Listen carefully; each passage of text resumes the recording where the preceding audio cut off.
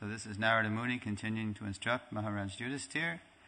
And this morning he says, in this world there are 5 elements, namely earth, water, fire, air, and ether. But the body is not a reflection of them, nor a combination or transformation of them, because the body and its ingredients are neither distinct nor amalgamated. All such theories are insubstantial. So what Srila Prabhupada does is he takes his transcendental magnifying glass and he holds it up to the verse in the light of the previous acharyas and by dint of his own unprecedented realizations, spreading Krishna consciousness all over the world. And he brings out of the verse what we don't see. He doesn't speculate, he doesn't make up anything, but he simply brings out what we can't see. It's called Shastra Chakshusha. So here's his purport. What Narada Muni is only hinting at in the verse, which we can't quite divine, Prabhupada makes very clear in the purport. Thank God. Purport. A forest is certainly a transformation of the earth. But one tree does not depend on another tree. If one is cut down, this does not mean that the others are cut down. Therefore, the forest is neither a combination nor a transformation of the trees. And then Prabhupada says, the best explanation is given by Krishna himself. It's almost like, he's saying what I said. You got that? And then he says, the best explanation is given by Krishna himself. Famous Gita verses, Maya tatamidang sarvang jagadavyaktamurtina matstani sarvabhutani nachahang teshvavastitaha. Quote, by me in my unmanifest form, this entire universe is pervaded. All beings are in me, but I am not in them. Gita 9.4. Actually, it's 9.3. That's a goof. Oh no, excuse me. I goofed. It is 9.4. Sorry. Everything is an expansion of Krishna's energy. As it is said, Parasya Shaktir Vibidhaiva Shruyate. The Lord has multi-energies, which are expressed in different ways. The energies are existing, and the Supreme Personality of Godhead also exists simultaneously. Because everything is His energy, He is simultaneously one with everything and different from everything. Thus, our speculative theories that Atma, the living force, is a combination of matter, that matter is a transformation of the soul, or that the body is part of the soul, are all insubstantial. So Prabhupada he's sort of spelling out a little more of what the verse says. Insubstantial, read it as incomplete. It's not that it's wrong, it's just that it's incomplete. Since all the Lord's energies are simultaneously existing, one must understand the Supreme Personality of Godhead. But although He is everything, He is not present in everything. The Lord must be worshipped in His original form as Krishna. He can also present Himself in any one of His various expanded energies. So as you hear these sentences, juxtaposed, it's very paradoxical, And what is a paradox? A paradox is only an apparent contradiction. It's not a real contradiction. There's no real conflict. Everything is adjusted in Krishna. But it's an apparent contradiction because we dwell in dualities. We dwell in a make-believe world that's separate from our source. It's called the material world, right? So this is why the divine always, appears to be paradoxical. Like Isopanishad. Tade jati tanai jati. The Supreme Lord walks and does not walk. Tad dure tadvantike. He is far away, but He is very near as well. Tadantarasya saravasya. He is within everything, but He's outside of everything. Huh? Tadu sarvasyasya bhayataha. Yeah. So I'll just keep reading. When we worship the deity of the Lord in the temple, the deity appears to be stone or wood. Now, because the Supreme Lord does not have a material body, he is not stone or wood, yet stone and wood are not different from him. Thus, by worshipping stone or wood, we get no result, but when the stone and wood are represented in the Lord's original form, by worshipping the deity, we get the desired result. This is supported by Sri Chaitanya Mahaprabhu's philosophy, Achintya Bedha Bheda, which explains how the Lord can present himself everywhere and anywhere in a form of his energy to accept service from the devotee. Srila Prabhupada ki jai. Om Ajnanatimirandhasya Jnananjana Shalakaya Chakshurunmilitam Jena Tasmai Sri Gurave Namaha. I offer my respectful obeisances unto my spiritual master, who is forcing open my eyes, which are blinded by the darkness of ignorance, with the torchlight of knowledge. So, again, the verse is puzzling, and Srila Prabhupada, again, all such theories are insubstantial. I'll read the verse again. In this world there are 5 elements, namely earth, water, fire, air, and ether. But the body is not a reflection of them, nor a combination or transformation of them. Because the body and its ingredients are neither distinct nor amalgamated, all such theories are insubstantial. So in light of Prabhupada's purport, what we're hearing in the verse is that if we try to understand these things just cut off from their source, we can't quite understand it. Nothing quite makes sense when we just look at it, separate from the source. This is why the whole world is basically mad. Because everybody's looking at the world, separate, as though it didn't have any source. There's no... And that's demoniac. Asatyanga pratistang te jagadahuranishvaram aparaspara sambhutam kimanyat kama haitukam. They say that this world is unreal. They say. Who is they? Pavritting cha navritting cha janana vidurasara nashochang na pichacharo nasatyang te shividyate. Those who are demoniac, Krishna says in the 16th chapter, do not know what is to be done, nor what is not to be done. Neither cleanliness, nor proper behavior, nor truthfulness is found in them. Therefore, they say that this world is unreal. It has no cause, and it is has no other cause than lust. So, a very convenient philosophy if you want to see everything as, paraphernalia for your sense gratification, right? But ultimately, nothing makes any, as you say in Britain, any bloody sense, right? It doesn't make any sense. Everything is contradictory, bewildering. Therefore, the summit of material philosophy we came to in the 20th century. It was called existentialism. And when Srila Prabhupada was presented with all these different philosophies, we know it, there's a book now, Dialectical Spiritualism. So, what does he say? And Shyamsundar would say, Chartres and Kambu, they just say, it doesn't matter what you do, everything is absurd, so just be brave and do it bravely. So Prabhupada said, this is insect philosophy. Just like the moths very bravely fly into a fire. Therefore, this is insect philosophy, So, it's the best you can do when you try to ascend, on your own up to the truth, which is absurd. We're very tiny, but we're very proud. It's like in 1978, I was serving in New Dwarka as the indexer for Prabhupada's books. So I remember walking by a newspaper. Big headline: scientists are no longer sure why the sun shines.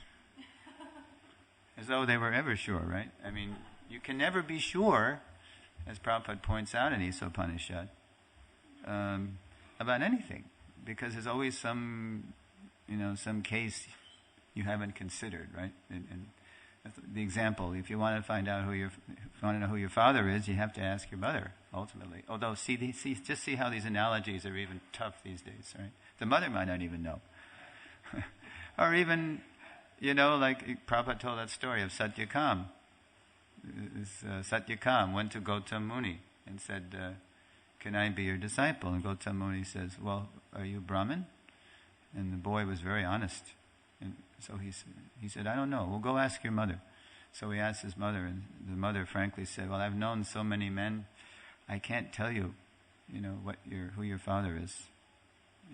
So Gautam goes back, or Satyakam goes back to Gautam and tells him, I don't know that's good. You are Brahmin, you're telling the truth.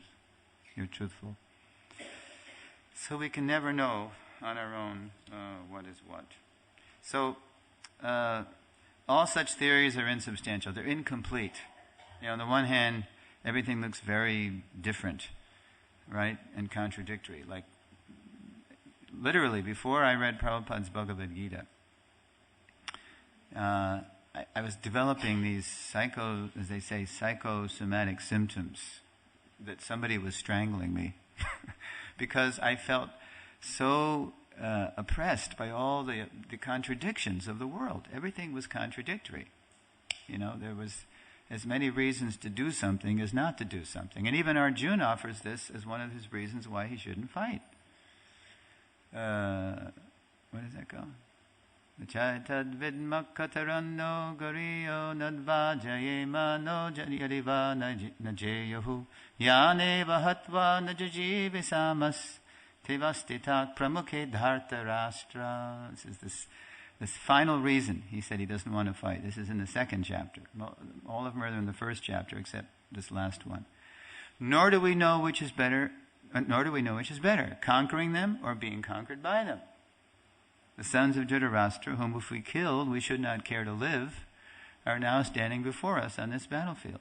Damned if I do, damned if I don't. And that's true as long as I'm making myself the center of the calculation. Damned if I do, damned if I don't. So the only way out of it is we have to get to know our beloved source. We have to get to know where everything's coming from.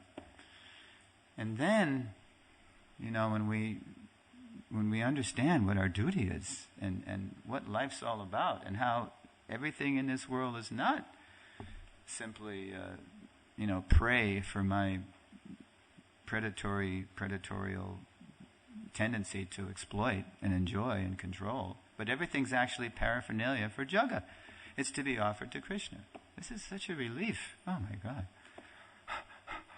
So as soon as I read Prabhupada's Gita, and this was back in the day, it was just the Macmillan purple butchered, first try at a Gita with a black Vishnu silhouette on the cover with padded with all kinds of praises by the likes of Denise Levertov and Allen Ginsberg and Thomas Merton, because Macmillan was so afraid it wouldn't sell. So they had to get all these counterculture luminaries to say it's okay, buy this book. But when I read even that hacked, butchered Gita, it was such a relief. And I actually felt, did you ever go to a chiropractor and then finally he cracks your back in the right way and there's a release, So I felt like it was a release. I no longer felt like somebody was strangling me, I could, breathe again. So let's go to there's passages in the Gita which specifically focus on Achintya Bheda Bheda Tattva. Any Gita lawyers in the house, do you know where these hint? Prabhupada already cited one of the verses. Yes. Which, do you know which? Yeah, the first one that Prabhupada cited, that's the next one. Mayata tamidang sarvam is the one he quoted. So if you look at Bhagavad Gita, the most confidential knowledge, first there's a lot of focus on action, then it's devotion, and then it's gyan. I mean, it's all about devotion, but Krishna has different angles, the way he's preaching to karmis, jnanis, yogis, because that's where we're coming from, basically. He's reaching out to all different audiences. So right in the middle 6 chapters, in the middle of the middle 6 chapters, in the 9th chapter, it's practically the mathematical center of the whole Gita. You find chapter 9, texts 4 through 10. You really get a nice sense from Krishna of how he's inconceivably and simultaneously one with and yet distinct from his energies. So I'm going to read these verses, and I remember a few comments, because the late great Purnachandra Maharaj, he did this beautiful Gitamrita, he's reading Vishwanath's commentary, he's weaving, he's taking Prabhupada's Gita, and then he's giving Vishwanath's comments with this background music, this dramatic background music. So I remember a few of those comments. But anyway, 9, 4 through 10. And these are the verses that freed me, yes, from my madness. Okay, so here it is. This is the one Prabhupada quoted. By me and my unmanifested form, Jagat Avyakta Murti. We have beautiful Murtis here. They're Vyakta, they're manifest. But the Avyakta Murti is Krishna. He's in every atom, he's in our hearts. So he says, by me and my unmanifested form, the entire universe is pervaded. All beings are in me. And then it gets really tricky, but I am not in them. And then it gets even trickier, the next verse. He says, and yet everything that is created does not rest in me. He kind of does a 180. And then he says, behold my mystic opulence. Although I am the maintainer of all living entities, and although I am everywhere, I am not a part of this cosmic manifestation. For myself is the very source of creation. So Vishwanath Chakravarti Thakur says that when Arjuna hears that, he says to Krishna, oh, you've contradicted yourself, Krishna. Are you part of it or not? What's the... And then Vishwanath says, Krishna laughs and says, oh, that's my mystic opulence. Let me give you an example, Arjuna. And then the next verse, this is the example that Krishna gives Arjuna to try to understand this, understand that as the mighty wind blowing everywhere rests always in the sky, all created beings rest in me. So there's the sky, or sometimes it's called ether or space. That's the subtlest gross element. Contains air or wind. And so Krishna says, understand that as the mighty wind blowing everywhere rests always in the sky, all created beings rest in me. So then Vishwanath says, Arjuna says, whoa, you said it's inconceivable, it's your mystic opulence, but now you've given me an example that I understand this. Yeah, there's the space, and then within the space is air or wind. So how is it inconceivable? How is it mystic anymore? And then Vishwanath says, Krishna says, because I've just given you an example. Actually, sky and wind, they're inert elements. They're not conscious. But I am conscious and you are conscious. And it's inconceivable when there's a relationship.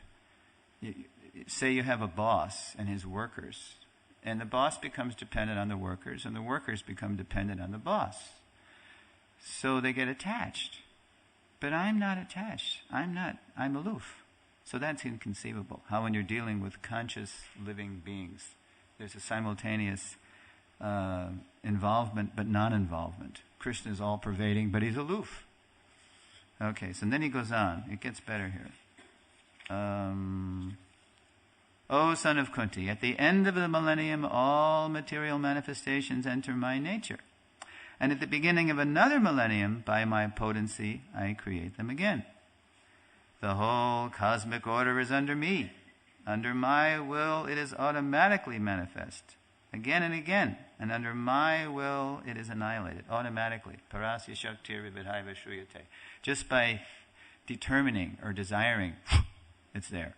We want to do something, and boy, is it hard. Anything we do, we try, we got to mix. Krishna says in the Gita, there's 5 factors of action: the place, the performer, the endeavor, the senses, and ultimately, God disposes, the super soul, right? Even if we think we got all our ducks lined up and everything's in the right, sometimes it doesn't work, right? So we're limited by what is due us. Then Krishna says, "O Dhananjaya, all this work cannot bind me." Krishna's so involved with it. It's coming from him. He's present in every atom. But he said, I'm not affected. It doesn't bind me. I am ever detached. from all these material activities, seated as though neutral. And Prabhupada gives the example of the high court judge, like Krishna is in our hearts. So as super soul, antaryami, when we're just absorbed trying to exploit his material energy, he's just the judge. And he's impartially awarding us, apparent good, apparent bad, according to what we do, But then when we turn toward him, he takes personal interest in us. He's not interested in our little dramas here in the material world. He's not interested in that. But then when we, by the grace of Guru and him, we turn toward him, then, yayatamang prapadyante, come on. Or Prabhupada even says, Krishna, you take one step toward him, he takes 10 toward you. So then it's a whole different ball game, as we say. Okay, and then finally, summing up the section of how Krishna is one with and different from his energies. This material nature, which is one of my energies, is working under my direction, O son of Kunti, producing all moving and non-moving beings. Under its rule, this manifestation is created and annihilated again and again. Okay, so from here I wanted to transition into something that I'll give you a little sample of what's going on with the Founder Acharya seminar that I'm taking around. There's one slide where we talk about, Prabhupada says, you have to find unity in diversity. And this is connected with the oneness of it all and the difference of it all. Because that's the nature of reality. Bhakti Rakshak Sridhar Maharaj called it reality the beautiful. There's a oneness to it all and a difference to it all. Everything's one in the sense that everything comes from Krishna. But if things are too much one, if things are too much the same, what do we say? It's so boring. And if everything's too different, what do we say? It's too chaotic, right? So when we really tune in to Krishna's reality as it is, we appreciate the oneness of it all, coming from Krishna, but the difference of it all, how Krishna likes variety. But only Krishna, who is the infinite Supreme Lord, has this infinite capacity to relate to all of his energies. We can't, we're tiny. Even in the liberated state, even in the Goloka place, it's not that everybody necessarily relates to everybody. And I'll give you an example. In this lesson we teach in the Founder Acharya seminar, there's one lesson we teach, it's called To Love is to Cooperate. Right? That's arguably Prabhupada's farewell request to everyone in his ISKCON. Your love for me will be shown by how you cooperate. Your love for me will be tested by how you cooperate when I'm gone, physically gone. So we have this mandate to cooperate. So that's kind of the thesis. So then we do a little dialectic, because the antithesis of that is another thing Prabhupada said to a disciple of his, a leader of his, and the leader was complaining that these devotees are always fighting, and it's because they're impersonalists, they're so insensitive, and so Prabhupada could have granted him his point that, yeah, I know, what can you do? They're neophyte, and neophyte means neo-fight. But he knew that his disciple needed to hear something. So he said, no, it's not that they're impersonalists. It's because they're persons that there's differences. It's because they're persons. Don't expect that even in the Krishna consciousness movement there's going to be utopia. Prabhupada used the U word. Utopia. Utopia literally means, Sir Thomas More wrote a book called Utopia in the 15-something. And it was this mythical place, where there's a perfect economic system, social system, educational system, political system. And guess what? It doesn't exist in the material world. I mean, if we do Krishna's system, the Daiva Varnashram system, then we can approach that, So Prabhupada's making the point. And then to drive home his point to his leader disciple, he said, even in the spiritual world, if, there's differences, and or there's some faults. And he's saying, oh, one time Krishna was so, what's the word? Infatuated with Radharani that he began to milk a bull instead of a cow. He was so, struck by Love Potion 108, And then he said, and the gopis, sometimes they get so smitten by Krishna that they put their dresses on the wrong way, and they put, and the mascara the wrong way, and it looks like little kids are trying to dress themselves because they're so dingy, with Krishna prem. And then what else does he say? Well, think of it too. We have this one slide in the seminar where Krishna and Balaram are in Akrura's chariot, and Akrura's trying to take them from Vrindavan to Mathura. And then you have we have this phenomenon in America called the Occupy movement, and they're getting ready to do a number again at the Democratic Convention. It's coming up. It's a presidential race in America. So you see the original occupiers are the gopis, because the gopis are occupying the space in front of Akrura's horses and saying, no way, you're not taking Krishna and Balaram from Vrindavan. Jai. Shri Shivara Gokulananda Sitaram Lakshman Hanuman Gornitai. Ki Jai. So here are Mukta Purushas, liberated souls, pure devotees of the Lord, locked in it looks like mortal conflict.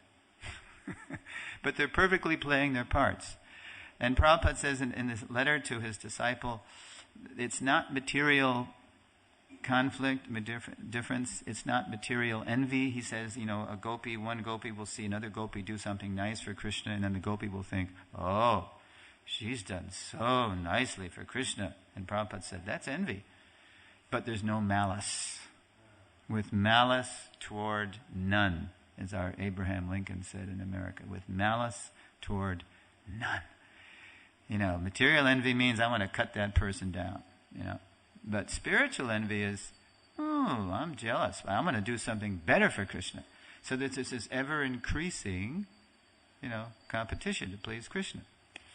That's the nature of the spiritual energy. It's ever-increasing, and here everything is ever, dissipating. Okay. So thesis, cooperate, antithesis, but don't expect utopia.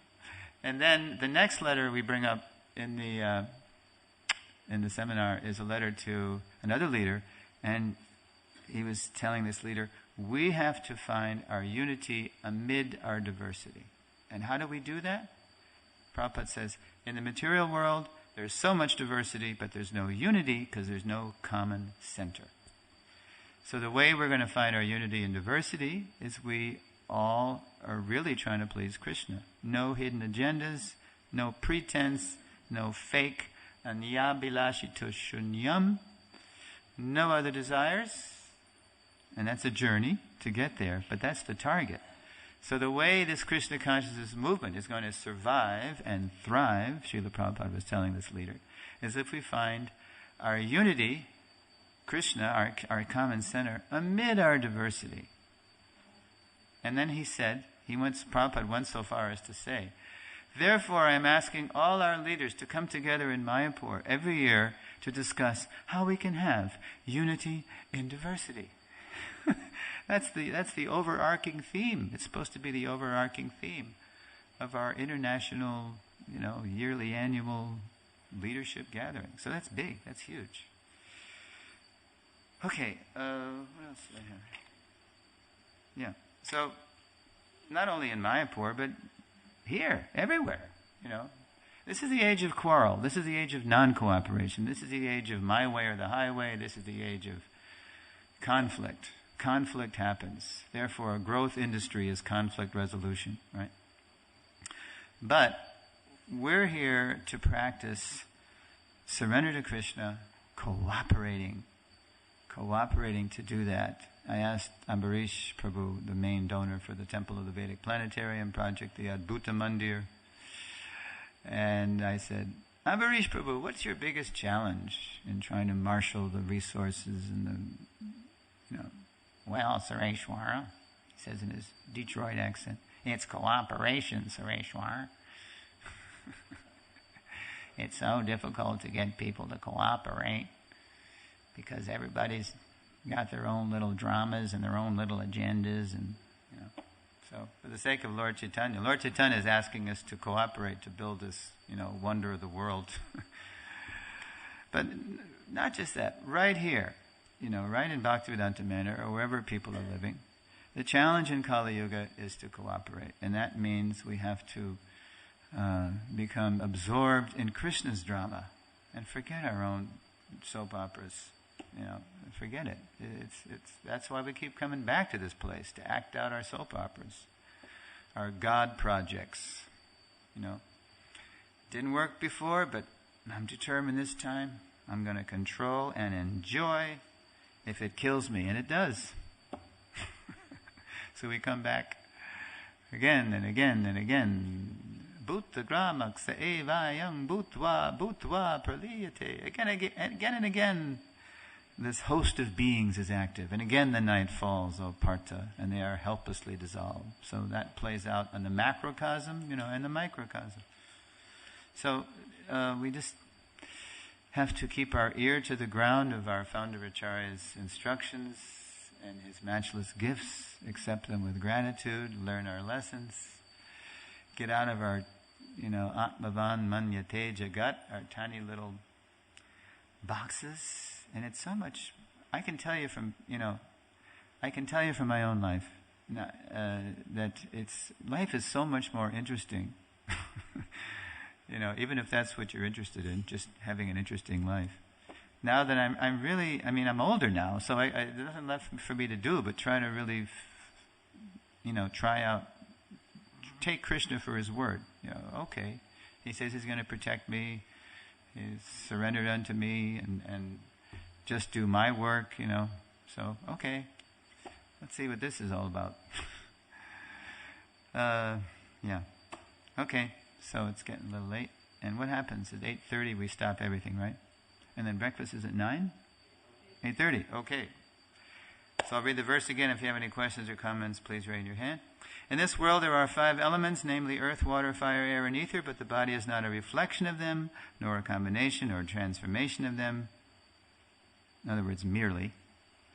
Because the body and its ingredients are neither distinct nor amalgamated. It's neither separate from Krishna nor one with... It's an achintya beta thing going on that makes it all complete. All such theories are insubstantial. They're incomplete. Questions, comments?